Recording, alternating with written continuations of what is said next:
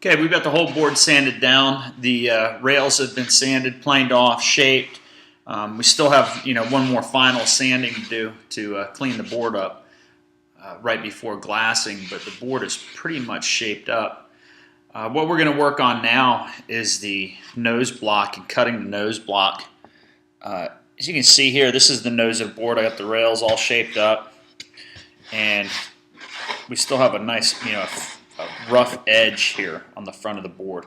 If you look in the end here, you can actually see the tip of the board where it would roll around. So what we're going to do is we're going to come back, an inch and a half from the tip of the board to a certain point here, dead center on the board. You can look in here, right in there, and you can find the center of the stringer.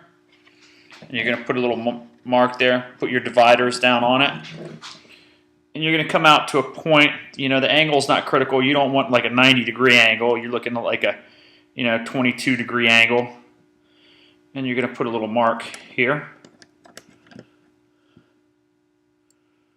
right? And then what you do to transfer that mark over to the other side is you just bring it around and you make a mark right there. Okay, so here and here, right on the curve of the rail.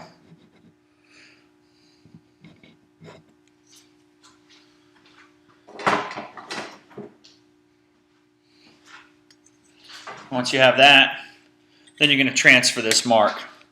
Let me see if we can get this a little bit closer so you can really see this mark here, the pencil mark, right? You have that mark here that you just kind of scribed into the wood. You have this mark, you line them up, right? Mark it with your pen or pencil. Same thing here, right? Mark it with your pen or pencil. Both angles are the same, so when you build that nose block and glue it up, it's going to be nice and symmetrical. So what we're going to do now is we're going to get the handsaw, and we're going to hold it right on that mark and cut vertically straight down, right, with the handsaw. We're going to come over. We're going to do the same thing on this side. Hold it right on the mark. It's pretty important that we cut nice and straight up and down. And cut that. And once we get these cut off, I'll show you what it looks like.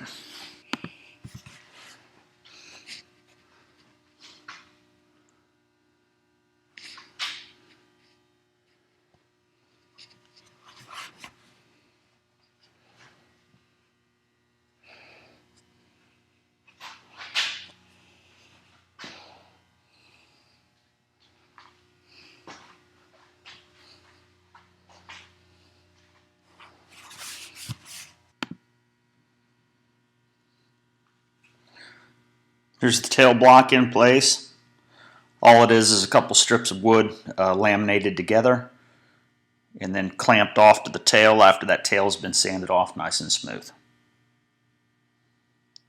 You see we get a little bar clamps used to